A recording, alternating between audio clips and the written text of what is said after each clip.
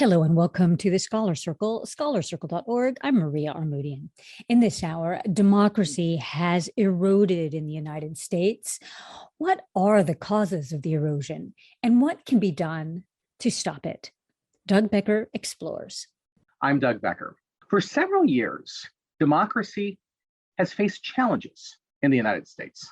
The 2020 election and the transition process following the election, which led to one of the major political parties rejecting the outcomes of the election and attempting an overthrow of it, has highlighted these challenges that American democracy faces.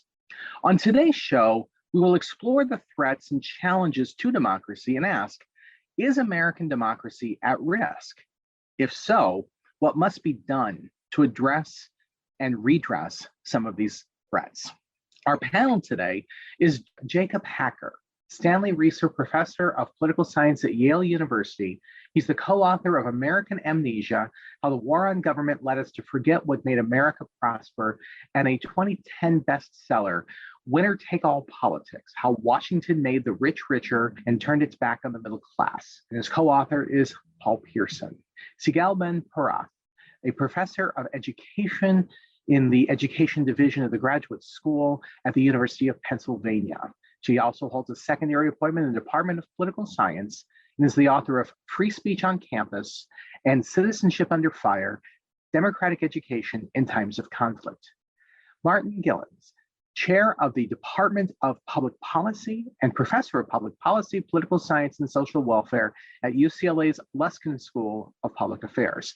He's the author of Affluence and Influence, Economic Inequality and Political Power in America, and the co-author with Benjamin Page of Democracy in America, What Has Gone Wrong and What Can We Do About It? And Larry Bartels, the May Worthen Shane Chair of Public Policy and Social Science at Vanderbilt University. He's the co-director of the Center for the Study of Democratic Institutions. He's the co-author of Democracy for Realists, Why Elections Do Not Produce Responsive Government with Christopher Atchen, and Unequal Democracy, The Political Economy of the New Gilded Age. Thank you all very much for joining us. Jakob S, let's start with you. The big question for today, is American democracy actually eroding, or is this just a perception of erosion? No, I think it actually is eroding. And the evidence for that is right in what you said at the outset, right? We have a major political party that is pushing the false claim that the election in 2020 was stolen.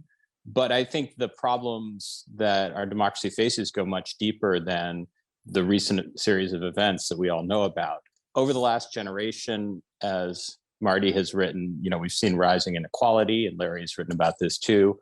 And that inequality has put strains on our political system. But I think perhaps most important, we've seen rising polarization. And it's not just on party lines, but those party lines are very much associated with racial and ethnic lines and also lines of education. And so our political system was set up around an ideal, never realized, of a kind of nonpartisan, problem-solving political elite. And what we have now is a very polarized political elite and a polarized public. And our political system has a hard time dealing with that. And I would just add one other thing, which I think is most evident in recent years, and particularly in recent Republican efforts to try to undermine electoral democracy at the state level. And that is that our political institutions have also generally not tilted very much in favor of one party or another. But these same institutions that aren't very good at dealing with polarization are really bad at dealing with a situation in which one party has a kind of systematic advantage. And the Republicans, mostly because they have really strong presence in non-urban areas, for a variety of reasons, that really accentuates their power in our political system. That party is also, the Republican Party is also kind of pushed the advantages it has to the very limits and beyond those limits. And so I think that's why we're in such a perilous spot for democracy today. And Sigal Ben-Porath, Jakob has focused somewhat on political elites, although, polarization is both at the elite level and down, at the voter level. Now, your focus has been on education. How much is this erosion of democracy really kind of from the bottom up? Thank you. Yes, so I would say that we can see democratic backsliding also at the broader level of the population, and some of the aspects that Jake mentioned are actually evident in in the general population as well, polarization as well as affective polarization, meaning just how we feel about each other across party lines. We have very different perceptions of truth and how to find it and how to use evidence in order to make sure that our claims are accurate, whether about the elections, as Jake mentioned, or about COVID or about other matters, right? So what are our sources of information? This is another thing that really divides us and I think generates or at least enhances democratic backsliding. Because I'm in education, I have to say something optimistic. It's part of my job description. And so I'm going to mention one way in which democracy actually is in a promising spot. And that has to do with increased engagement, particularly among young people. And so we do see increased interest as well as increased knowledge about politics and about public matters among young people, early voters, and also people before the voting age. So it's pretty clear that even though we have a lot of things to work on, and even though many politicians, because of reasons such as the one that were already mentioned, many politicians are looking to reshape and limit the ways in which young people can be engaged, can learn about democracy, the kind of subject that they may talk about. And I'm happy to talk about that later if you want. But despite all of these challenges, young people are significantly more engaged in politics, and this is promising for our democratic future. Oh, absolutely. And Martin Gilens, I know you've written about questions about responsiveness on the part of government. And one of the critiques that we've heard, not just in the United States, but actually across a number of democratic governments and the potential for erosion, has been the government's inability to respond to economic dislocations, to modern capitalism, to globalization. Is the erosion of American democracy the result of a government that, frankly, has not been terribly effective and perhaps incapable of dealing with some of the real core issues that drive voters? I think that's exactly on target. I would understand the erosion of American democracy on kind of two levels. And one is sort of longer term lack of effectiveness, lack of government responsiveness to the needs of sort of ordinary citizens that you just alluded to. And then that has contributed to the sort of more immediate challenges that we've seen that Jakob had talked about in terms of lack of commitment to democratic norms, efforts to undermine those norms and procedures, to overturn elections when you don't like the results, attacks on voting rights and so on, that have really kind of accelerated in the last few years, and especially, of course, with Trump's candidacy and then presidency. But you're absolutely right that those are sort of layered on top of a much longer, sort of decades-long decline in sort of the satisfaction of the public with the government, and a very well-grounded dissatisfaction in as much as government policy has shifted towards the needs and the preferences of the wealthy and of organized interest groups, and away from the needs and the preferences of ordinary Americans. So, Larry Bartels, I know you've written about sort of democracy perceived as the interests of individual voters versus interest groups or our social identities. I know one of the critiques about the erosion of American democracy is that it has been focused on too much identity politics. It's certainly conservative, a rightist critique of this erosion. But from your writing, I would gather that you would disagree that the erosion is because of identity politics versus the American people. So, but how much is this question about social identities and the way in which we organize ourselves central to American democracy? Democracy means a lot of different things. And so I think it's useful to try to differentiate what we're talking about. One kind of simple-minded indicator is mass participation in the political process. And on that score, I would say, people are more worked up. Turnout in elections is been much higher recently than it had been for a long time. And so in some sense, by those indicators, democracy is in good shape right now in the US. But obviously, in other respects, it's not. The concern about whether election outcomes will actually be honored is a really important concern. I think it's mostly a concern at the elite level, although the willingness of lots of ordinary citizens to engage in that kind of thinking and behavior is important as well.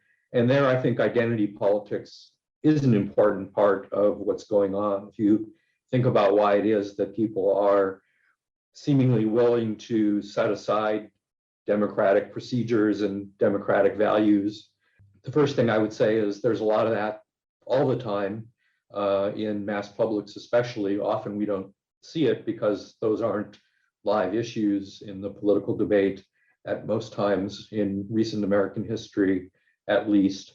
But insofar as people are sufficiently agitated to be willing to be tempted by anti-democratic initiatives or movements, I think the fundamental reason is that there are a lot of people who are reacting very aversely to really radical, significant social change in the US over the last 50 years. I think that's really the heart of political polarization and the heart of our political problems at that level. If democracy means responsiveness to the will of ordinary citizens, then I would say with Marty, that's a problem. We have a lot of evidence suggesting that there isn't much of that going on. I think I differ from Marty in thinking that that's a change in the contemporary system. I think it's probably would be hard to identify any time or place in which democracy has functioned well in that respect. One of the really interesting things that's gone on, building on his work and others over the last decade, is that people have studied patterns of responsiveness to the policy preferences of ordinary citizens in lots of other seemingly advanced affluent democracies and found very similar disparities in responsiveness to affluent and middle class and poor people, which suggests that the explanation probably doesn't have to do with the details of American institutions or the campaign finance system or the biases in the Senate or the Electoral College, but rather more fundamental issues with how democracy works and how economic power gets translated into political power. Martin Gilens, I can't help but hear what Larry just said and thought about descriptions of late stage capitalism. You're talking about questions of economic dislocations, the centralization of power among certain economic elites, and so the big broad question about political elites versus the responsiveness to a general population. So I guess at one level, I know one person in particular has predicted this type of outcome. Is this more of a crisis of capitalism and governance within capitalism, or is it really at the core a government that have gathered too much power over the course of history and just haven't been as responsive to the needs of poor populations, working class and middle class even, which is kind of natural for capitalism, these dislocations, and particularly this globalized capitalism? Well, that's a really big question.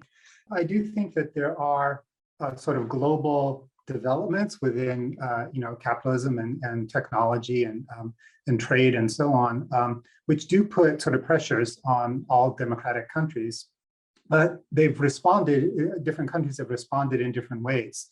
And the US is kind of an extreme in responding to these pressures in ways that actually exacerbate inequality and sort of worsen the economic prospects of poor and middle class people. I think part of that, going back to what Larry was just saying, is that American elites, US elites, do have different sort of views, more laissez-faire views, more views that are sort of less conducive to government policies that help to ameliorate some of the inequality pressures that globalization and technological change and so on create. But part of it may well have to do with the structures of our government and the sort of vicious cycle that increasing economic inequality leads to increasing political inequality, which then exacerbates those economic inequalities as wealthy interests are pursuing their own political preferences. So yeah, I think there are these sort of broader phenomena, but layered on top of that are the specific responses of individual political systems and voters in different countries. You're listening to Scholar Circle, scholarcircle.org. We're discussing democratic erosion and the future of democracy in America with Jakob Hacker of Yale University, Sigal Ben-Porath of the University of Pennsylvania, Martin Gilens of UCLA, and Larry Bartels of Vanderbilt University. And Jakob Hacker, you had highlighted polarization as one of the real, key causes of this erosion, which left me asking, is the polarization a tactic on the part of political elites? What we're finding, there's both institutional reasons, but sort of broad power-centric reasons why leaders are polarizing. There's fundraising that's tied into questions of polarization. The perception that's where you get the votes is to mobilize your base, and that comes from polarization. So do we have an incentive structure that incentivizes polarization in the United States, and that as a potential cause of this erosion? Well, pretty clearly, if you watch American politics today, we do have strong incentives for continued polarization. I want to place my answer in the context of these points that Marty and Larry made about the U.S. in comparative perspective, because one thing I think it's worth emphasizing is that both the rise of inequality and the degree to which the U.S. is marked by starkly unequal outcomes, where the very richest have pulled away from the rest of Americans, and the extent of demographic change through both the fact that we were a quite diverse country, a generation ago, and that we've seen massive immigration over this period. Both of those things have been much more intense in the United States than in other rich democracies. And we are a country that's on the verge of becoming what's often called a majority-minority nation. We'll be the first, if we make it through this transition, the first, multiracial democracy of that sort that's made that transition. And then that's taking place in this context of extreme inequality. So I think we really need to understand that, the U.S. context is different and the U.S. institutional structure is different. So I remember when I was a kid, I used to watch, Saturday morning cartoons, and there was this public service announcement that showed a frying pan. It said, and it showed an egg. It said, "This is your brain," and then it showed a frying pan, and then you drop the egg in the frying pan. It said, "This is your brain on drugs." And when you think about the January 6th insurrection or the 2020 election big lie, that's in many ways our political system on asymmetric polarization, right? Like when you have polarization of the sort we have today, where it's extreme and it's driven by the increasing radicalism of one party, the Republican Party, you get the kinds of, I think the kinds of sort of norm breaking, outrage stoking and ultimately potentially democracy breaking behavior that we've been seeing over the last decade, but particularly in the last few years. And so, I would just go back and say, I agree with Marty and Larry, and that there are a bunch of different ways in which we can understand democratic decline, but to a degree that I couldn't have anticipated a decade ago, we're really facing a kind of, a real threat to the stability of democracy itself. And I think that has to do with the mismatch between this extreme polarization along demographic lines and, driven in part by rising inequality and our political institutions. Sigal, you've done quite a bit of research in democracy in this comparative context. What are some of your thoughts on the state of these questions we've been raising?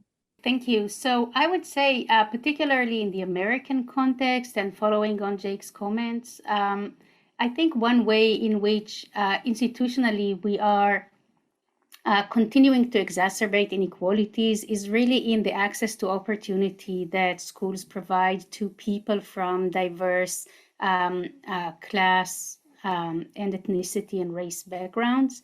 And so one of the ways in which polarization is exacerbated, first of all, institutionally, is by the fact that the close to 90% of American students who attend public schools attend very different public schools, and so they are put on very different trajectories, which continue to sustain the unequal opportunities that are available to them, and therefore continue to feed the mistrust and the sense of unresponsiveness that a lot of people in the public feel or correctly feel. And the other thing is that in terms of our political opinions, schools are increasingly, as the main public institutions that are available and open and familiar to young people as they grow in this country, schools are increasingly silencing students with the blessing of the courts, right? And so young people do not benefit or enjoy from the rights of open expression within these institutions because the courts have significantly limited their opportunities to engage in an open exchange of ideas. And therefore, they don't learn how to engage with each other across difference. Hence, it is made much more easy to politicians to just use the incentive structure that you mentioned and really build on the capacity to enrage and to radicalize their bases, because people are not used to hearing diverse opinions and to exchange their views with others with whom they are familiar. And this really is something that is happening in other countries as well, in Europe to some extent, in Israel, where I'm from and where I did some of my work in different ways. But it is uniquely an American phenomenon where public schools are really open to the vast majority of the population, but they are so unequal that they really do not create the kind of level playing field from which we are all starting out as equal citizens. And I think this is one of the main things that we need to address. And unfortunately, right now, most of the legislative efforts are actually going in the opposite direction. When you talk about the silencing of students and the silencing of discourse, one of the striking things, Sigal, is that both sides are accusing the schools of silencing. Certainly the rights arguments that they have been silenced, talking about the way in which teachers, faculty will indoctrinate students, and of course, contemporary news, thinking of issues like the attempt at banning something called critical race theory, the banning of certain books, the banning of the book Mouse from a school board in Tennessee, et cetera. So I guess the question here is, how is it possible that everybody's voice is being banned? The right is upset that the left is banning them. The left is upset that the right is banning them. How do we get out of this seeming cycle? Well, similarly to the comments about American politics more broadly, I don't think that this is in effect something that's happening on both sides in equal measures, right? If you look at the legislative efforts in 40 states at the moment, at different stages of legislation, we see exclusively conservative and Republican efforts to limit expression in schools. We see exclusively conservative efforts to attempt to ban or sometimes just simply take out of libraries books about race, about gender and sexuality, and about other matters that are deemed to be either uncomfortable or controversial, including books about MLK, books about Ruby Bridges. So really not books that you would think are seen as inflammatory. And so how do we get out of that? Well, I think we organize and push back, right, at the local level. With education, really the main effort that can be done is at the local level with parents, citizens and oftentimes students organizing to engage as citizens in sharing their views and their concerns. We see now increasingly both parent circles and teen circles that are discussing books that have been banned in their particular districts. And so some of these efforts really show what I was trying to say initially, which is that youth engagement specifically and civic engagement more broadly, or political engagement, is really on the rise. And this is the one optimistic note that I can sound here, because of course, legislatively, politically, institutionally, and structurally, we are facing significant challenges. And Larry Bartels, I mean, when you think about the discourse about silencing voices, silencing discourse, et cetera, again, it seems to circle back to this question about identity versus, kind of American civic education or American, civic culture.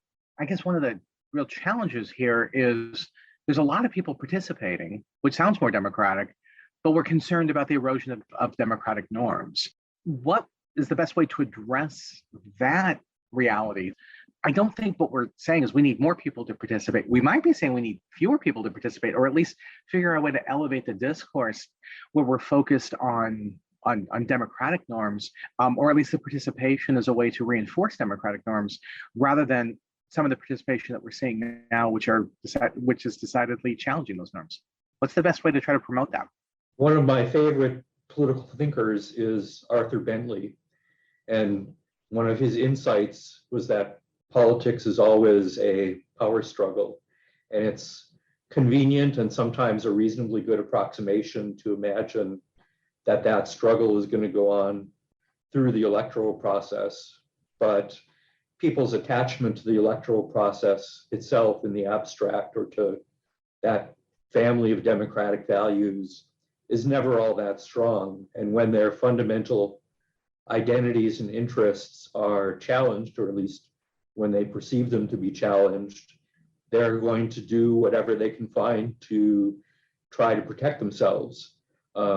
At the extreme, engaging in political violence, but stepping back a few steps from that, engaging in political behavior that we think of as being illegitimate or outside the bounds of normal politics.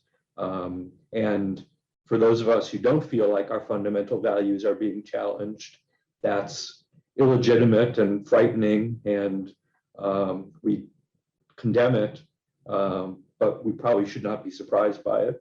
Martin Gilens, you had a response to the comments we had previous to this. Please. Just wanted to respond to what Larry had said, which I partially agree with and partially disagree with. So where I agree is I don't think that probably there's been any place in time where the vast majority of citizens have had a strong enough commitment to democratic norms to override the kinds of other concerns that Larry mentioned, when they're, sort of what they view as their fundamental interests and values are at stake.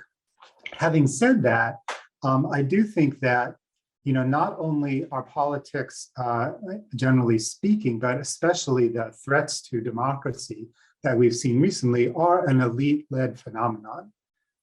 And I think it's elites who are threatening our democracy, and it's elites who are going to have to play, I would argue, a more active role than they have already in order to, sustain it from those threats.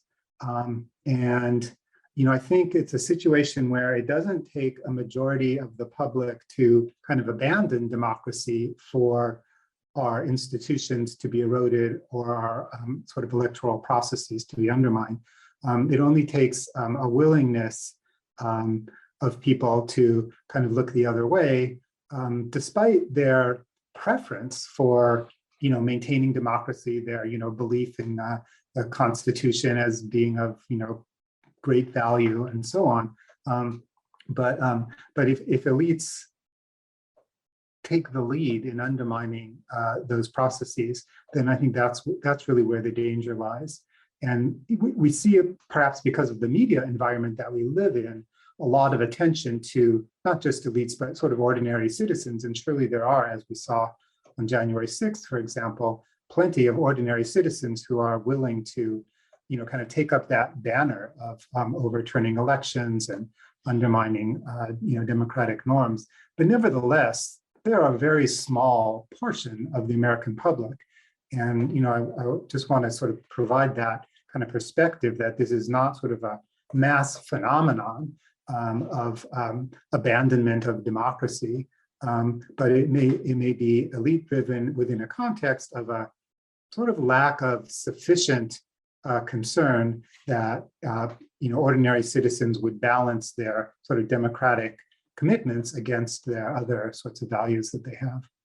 And Jacob Hacker made me think of this commentary about, is this the elites or is this a mass movement, et cetera? I think we would be remiss to not recognize that the Republican Party's current position, which certainly has been moving away from democratic norms, are really driven by its leadership. And a number of Republicans who are vying for that leadership are trying to navigate between a commitment to democratic norms and a need for a fealty to its former president that seems to be driving a great deal of this. So I guess the question is, how much of this really is the result of a campaign of Donald Trump? And if he is no longer the standard bearer from the Republican Party, would this threat, this elite-driven threat to democratic norms and principles really erode, really go away?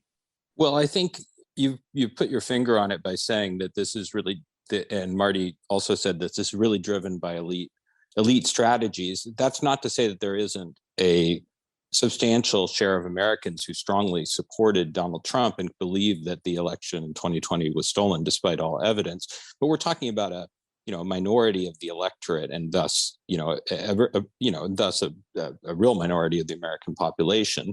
But I think the three things I would really emphasize here is that the way our political institutions are structured, I think, has created real, as I said at the outset, has created real problems in the context of this kind of asymmetric polarization. And Sigal is right. This is not a both sides story. There's just a lot more discontent about the direction the country is going in terms of its increasing diversity, and about and a lot more of a sense that the way democracy is illegitimate, at least at the electoral level, on the right. And I just wouldn't. I'd be remiss if I didn't mention the right-wing media. Both outlets like Fox News and social media are a big part of the story about how those kinds of beliefs can percolate and get more intense. There just is no counterpart to right-wing media on the left. So the three things that I think, the three features of our institutions I think really matter here are, one, that in the context of polarization, and particularly asymmetric polarization, it's really hard to govern, right? So Marty was totally right that there's just this discontent that the system isn't working, and that's longstanding.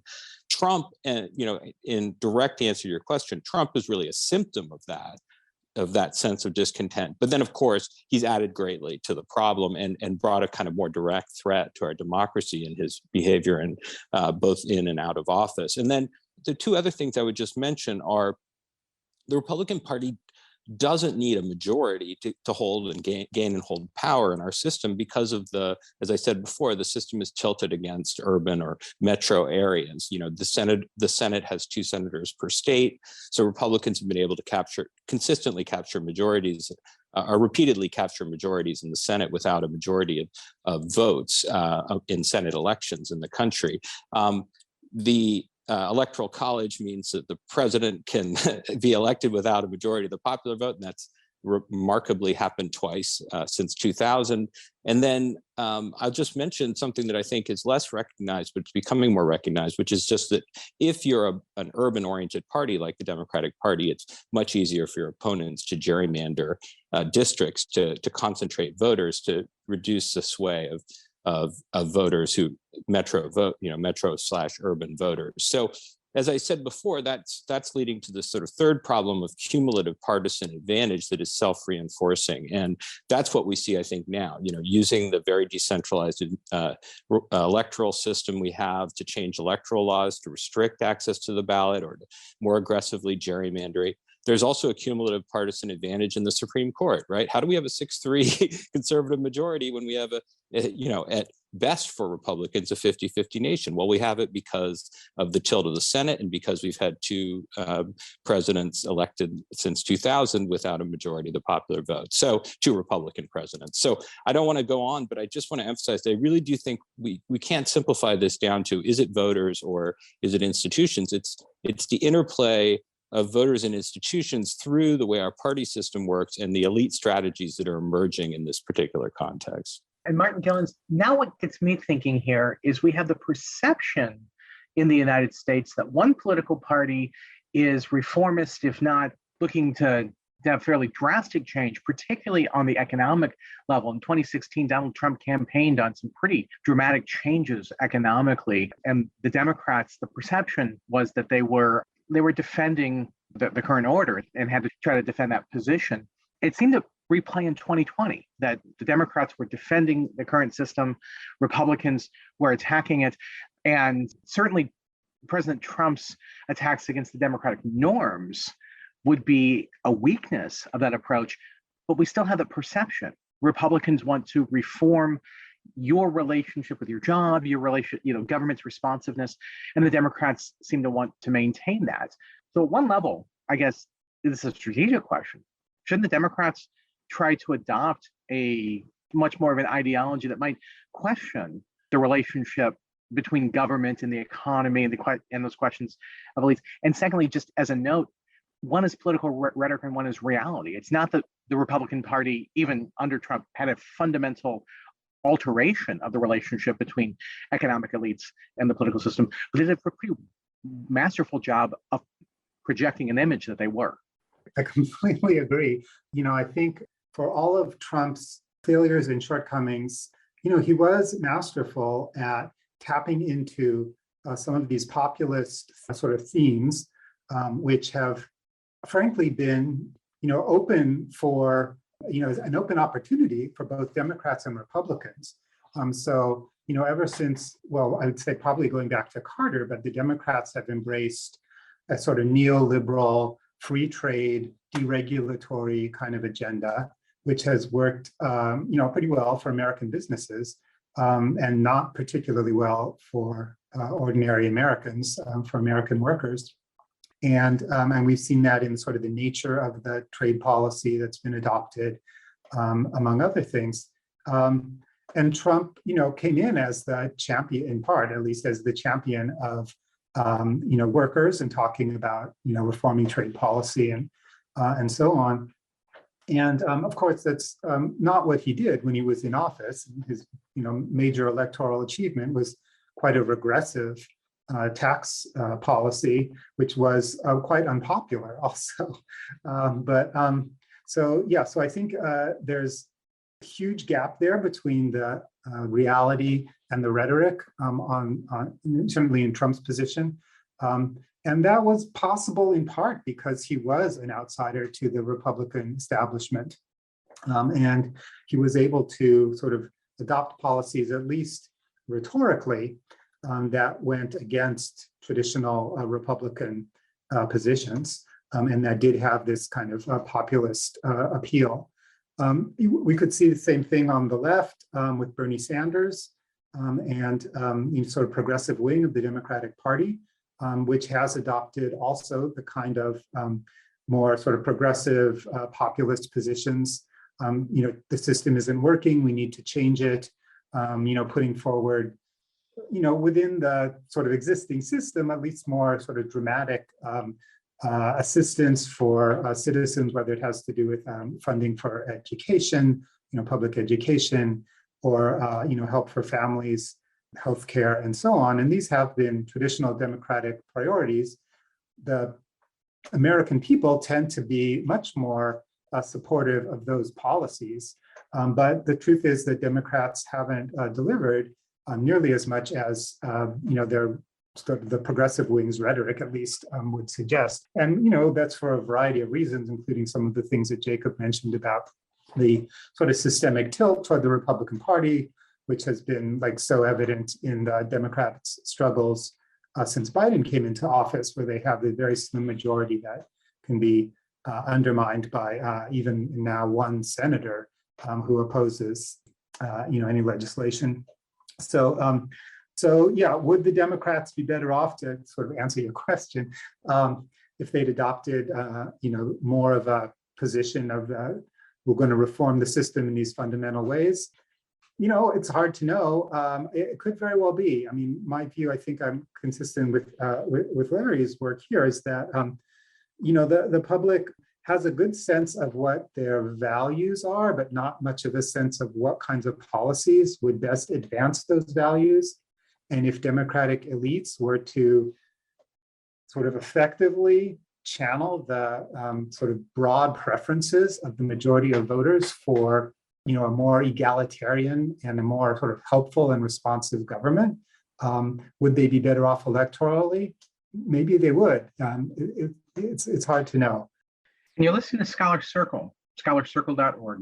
We're discussing the future of American democracy with Jakob Hacker of Yale University, Sigal Ben-Porath of the University of Pennsylvania, Martin Gilens of UCLA, and Larry Bartels of Vanderbilt University. And Larry, I guess, to that point too, how much has identity politics, racial politics, the culture war sorts of questions with respect to diversity, in the sense that as the Democrats attempted to reach out to economically marginalized populations, it was very quickly criticized by saying, well, you're reaching out to immigrant communities, maybe not quite as explicit, but certainly the undertone is you're reaching out to non-white communities, and ultimately this division of economically marginalized communities ended up breaking down electorally racially. So I guess we're back to the question about race and identity and the way to try to bridge that gap. I think that's right. It's convenient for us as analysts to try to separate the domain of economic issues from social and cultural issues, but in most people's mind, they're intimately intertwined. And while there are some specific issues on which the public as a whole is well to the left of what government is actually doing, there are also issues where people, especially in the Republican Party, but not only in the Republican Party, are really distrustful of government efforts to try to improve their situation because they view the government as an engine for cultural change and as an agency to support, on one hand, the people that they view as the traditional elites, often meaning not economic elites, but cultural elites as they view them.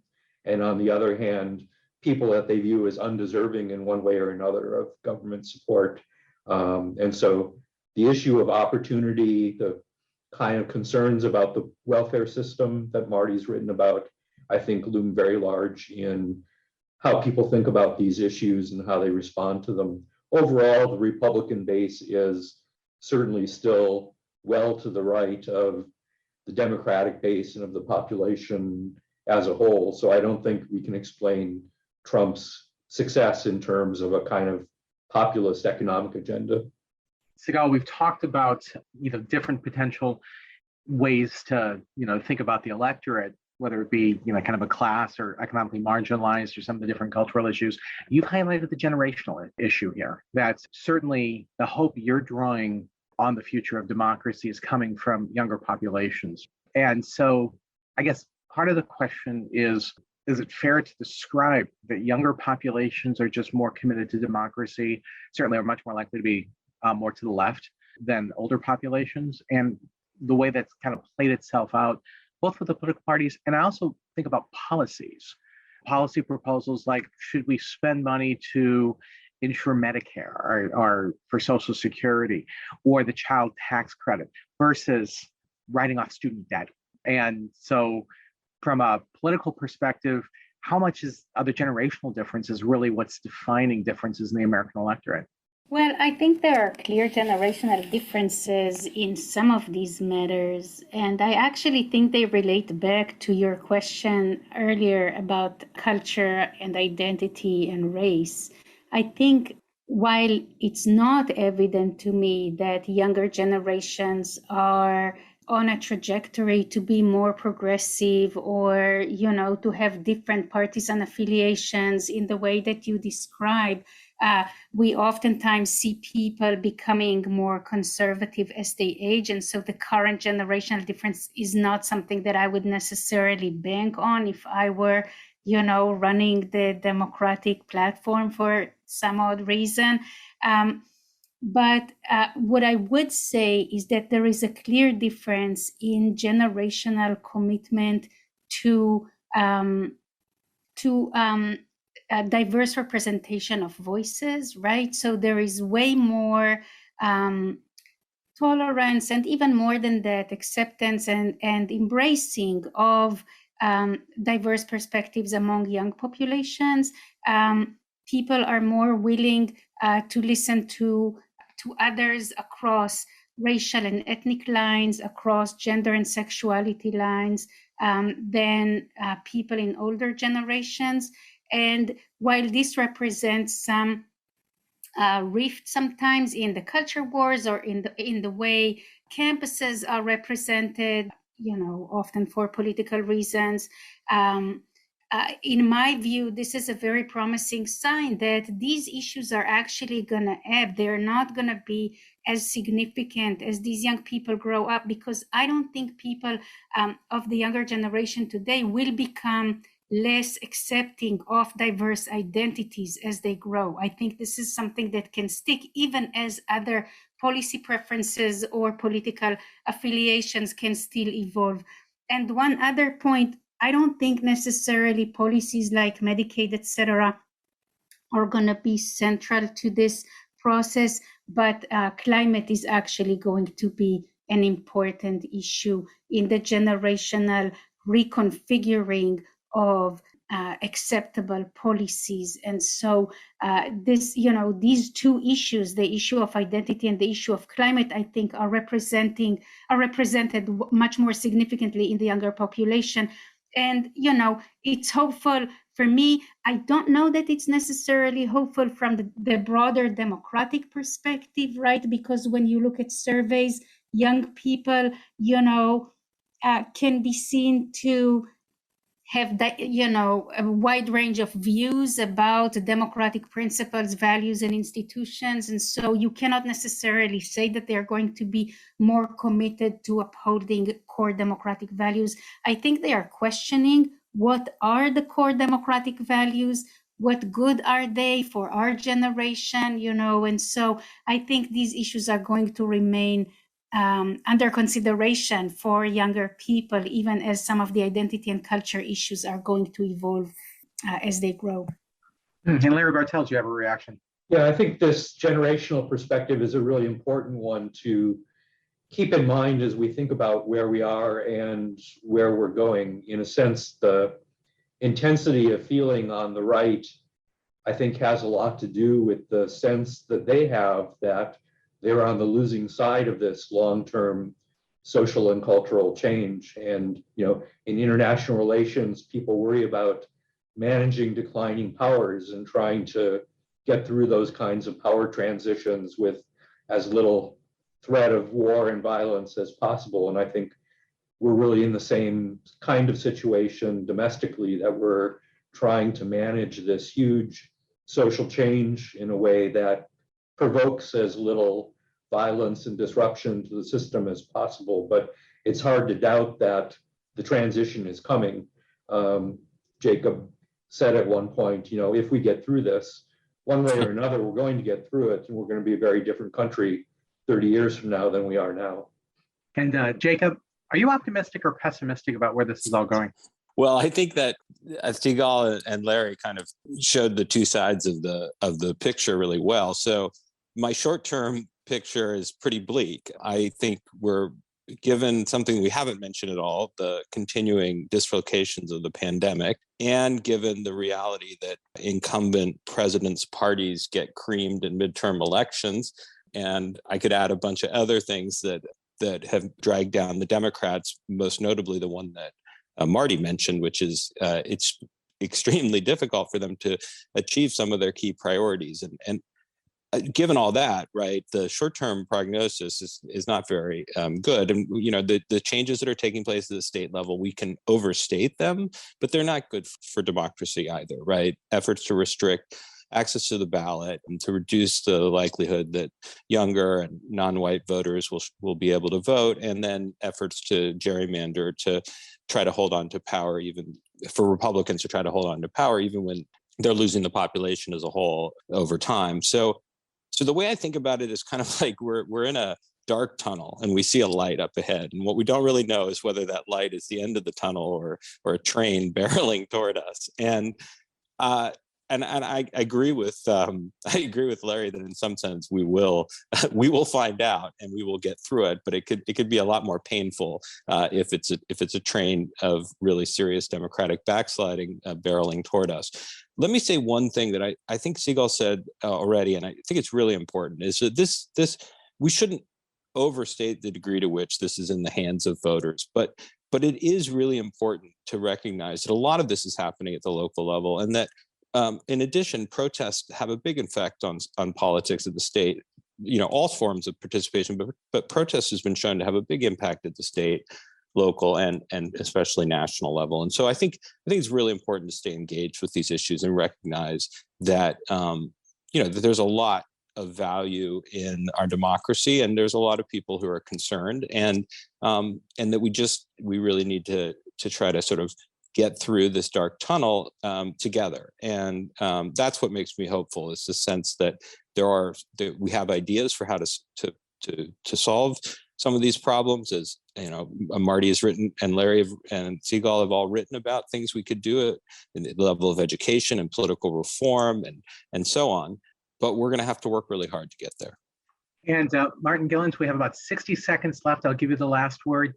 Should we be a bit more optimistic? Or are you pretty pessimistic about the short and medium term? I think I'm pretty much in line with my fellow participants today. I think, short term, things are going to have to get worse before they get better. And that's partly because of the difficulty of making fundamental changes in the American political system.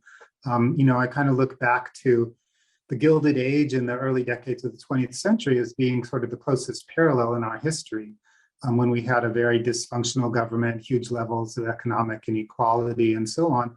And, it took decades of effort and organizing at the state, local, and national level, but changes did occur. There were progressive reforms, political reforms, as well as economic reforms, in some cases helped along by the Second World War. But at any rate, change did come, but it didn't come quickly or easily. On the sort of positive side, the marches that we saw after the 2016 Trump election, the Women's March on Washington and so on. These were the largest mass protest movements in American history, far overshadowing the anti-war movement of the 1960s and 70s. And then the Black Lives Movement, after the George Floyd murder, surpassed them. And so there is a engagement of the public and a concern that's expressed. Unfortunately, it takes these very sort of negative events to bring people out into the streets, to engage them electorally and so on. And so I don't have a particularly bright prognosis, but I am hopeful in the longer term that we'll respond positively to the challenges we face. And what makes me the most optimistic is the fact that we're having these conversations, and because if democracy dies in darkness, at least we're shining some light, and hopefully these discourses will have a positive impact on the short, medium, and long-term future of a democracy. I want to thank all of you for joining us. Our guests today have been Jakob S, Stanley Reser Professor of Political Science at Yale University.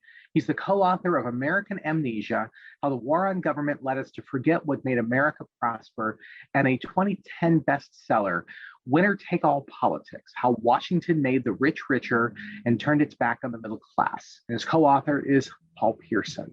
Sigal Ben-Porath, a professor of education in the education division of the graduate school at the University of Pennsylvania. She also holds a secondary appointment in the Department of Political Science and is the author of Free Speech on Campus and Citizenship Under Fire, Democratic Education in Times of Conflict.